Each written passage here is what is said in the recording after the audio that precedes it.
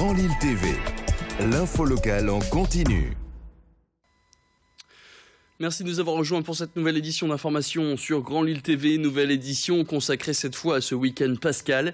Et on commence avec l'origine de cet événement, une fête très importante pour les chrétiens puisqu'elle représente la résurrection de Jésus-Christ 3 jours après sa mort, mais aussi après 40 jours de jeûne et de pénitence pour les chrétiens qu'on appelle le carême et qui représente donc les 40 jours que Jésus a passé dans le désert. Bref, pour la religion catholique, la fête de Pâques est chargée de symboles avec notamment la passion du Christ, son dernier repas, la scène ou encore sa crucifixion.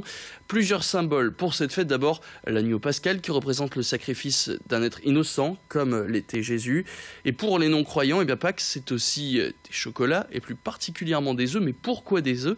La réponse du père Thierry Vandemortel, vicaire épiscopal, au micro de Xavier Silly. Les œufs, pour les œufs, c'est une tradition très ancienne, même dans l'Antiquité déjà. On utilisait l'œuf comme étant un signe de vie et de renaissance. C'est vraiment le symbole de la vie et de la renaissance. Et les chrétiens réutilisent, et les commerçants aussi largement, avec le chocolat. Puisqu'on a été privé pendant 40 jours de gourmandise, on va en profiter. Et les œufs au chocolat nous rappellent aussi que voilà, la vie nous est donnée et le Christ est ressuscité. Il est sorti du tombeau pour entrer dans la vie éternelle. Je vous le disais, donc pour les non-croyants, Pâques c'est aussi des chocolats et plus particulièrement des œufs, donc des œufs qui sont parfois au chocolat noir, au chocolat blanc, pralinés, au lait. Bref, tout le monde a des préférences quant à ce mets qui est pratiquement l'aliment préféré des Français, ce qui est donc une période de rush pour les chocolatiers, comme par exemple ici à Mouveau. Les maisons Le Sage sont ouvertes depuis près de 50 ans. Et puis en 2004, les deux fils ont pris la relève. De son côté, par exemple, Sébastien est chargé de la partie chocolaterie et pâtisserie. Et 3 chocolatiers sont employés ici toute l'année, entre tradition et innovation, puisqu'ils testent des nouvelles recettes chaque année. Alors pour eux, le mois d'avril, ça représente un temps très fort dans l'année, avec donc la période de Pâques et la fête des mères. C'est tout de même près de 500 kilos de chocolat qui sont vendus, mais aussi les traditionnels gâteaux de Pâques, pour le plaisir des plus gourmands, parmi lesquels on retrouve, sans surprise, Clotilde Le Guévac. Alors on a fait un entremets essentiellement assez gourmand cette année, où on part sur un alliage d'un croustillant praliné amande noisette avec un crémeux noisette très très mousseux et une mousse de chocolat noir assez intense.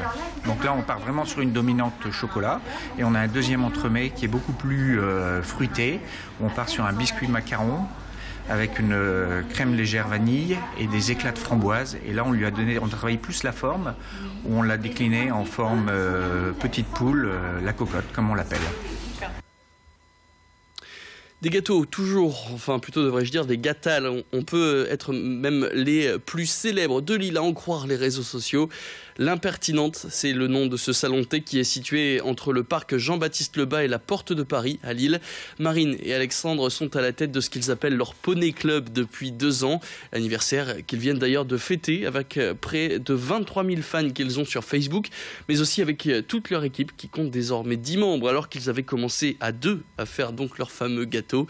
Et si vous ne connaissez pas encore les shortbread ou encore le concept de l'Impertinente, je vous propose de découvrir cette success story lilloise racontée par la décidément fan de gâteaux, Clotilde Le Guévac. L'Impertinente porte bien son nom. Ici, on ne mâche pas ses mots et ça plaît. Le salon de thé n'est pas encore ouvert, mais les clients font déjà la queue dehors. Une fois à l'intérieur, il faudra se serrer, mais toujours dans un esprit de convivialité. C'est vraiment une ambiance comme ça qu'on essaie de garder chaleureuse et assez conviviale. C'est aussi pour ça qu'on n'a que des tables à partager, que des gens qui ne se connaissent pas sont amenés à partager des tables et parfois même à partager des discussions s'ils le souhaitent. Une ambiance comme à la maison, mais les plus gourmands viennent surtout pour les gâteaux.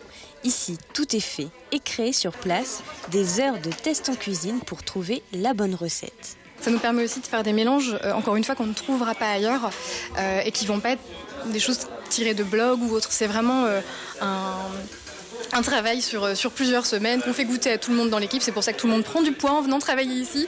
Mais voilà, c'est vraiment goûté par tout le monde et il faut que ça fasse l'unanimité pour se retrouver en vitrine. La règle d'or, proposer des produits uniques, des gâteaux au thé, en passant par les tasses, tout est imaginé par les gérants. Ils ont même fait de leur slogan leur marque de fabrique. C'était des choses imagées en fait que j'écrivais à l'époque pour illustrer mon travail de designer industriel. Et après les autres petits slogans comme 50 Shades of Earl Grey, Dirty Dancing, ce genre de petites choses, c'est pareil. On s'amuse beaucoup avec mon mari à se faire des petits jeux de mots à droite à gauche. En général, on a des petites lumières comme ça en se disant hey, tiens, vas-y, on fait ça. Et voilà, autant Alex dans sa communication est très très bon pour les vannes, autant mon truc à moi c'est les jeux de mots. L'impertinente ne compte pas s'arrêter là. Prochaine étape, développer les produits dérivés. Des gâteaux de mariage seront aussi bientôt mis en vente. Et puis on termine ce flash avec ces images. Pourquoi ne pas profiter du week-end de 3 jours qui s'annonce pour aller faire un tour de bateau sur la Deule. Avec cette location de bateaux électriques, vous remontez jusqu'à Euratechnologie en passant par Bois-Blanc et Lambersart.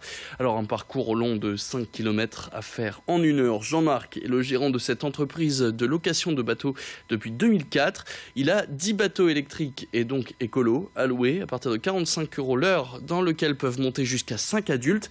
Et la bonne nouvelle, c'est qu'il n'y a pas besoin de permis bateau pour la location. La sortie est possible tous les week-ends, les jours fériés et même pendant les vacances scolaires. Bref, c'est donc clairement en ce moment, avec le week-end de 3 jours qui se profile, autant en profiter, d'autant que ces bateaux sont très simples à manipuler. On reviendra donc sur cette location de bateaux. Plus d'informations sur ce service, ce sera dans nos prochaines éditions. Bonne nouvelle pour l'emploi à Bondu, l'enseigne de restauration rapide KFC spécialisée dans le poulet va bientôt ouvrir un restaurant sur la zone de l'aérodrome. Ce seront jusqu'à 40 employés qui devraient être embauchés là-bas. Première session de recrutement le 27 avril prochain à l'espace culturel de Bondu. Et puis n'oubliez pas l'événement Mediapolis ce week-end à Mouveau, rendez-vous des cultures de l'imaginaire organisé par l'association Lille Cosplay. C'est donc ce samedi et ce dimanche à la salle Becker. Rendez-vous pour les super-héros, pour les fans de manga ou encore de jeux vidéo. Bel esprit créatif ce week-end donc avec Mediapolis à la salle Becker de Mouveau. Enfin ce week-end pour les plus sportifs, il y a du basket d'abord en Pro B à Lille qui se déplace à Blois samedi soir à 20h. Et puis en football, le LOSC lui sera à Rennes toujours samedi, même heure, même date, à 20h. Voilà pour l'actualité de la métropole lilloise. Tout de suite, la météo, Clotilde Leguévac.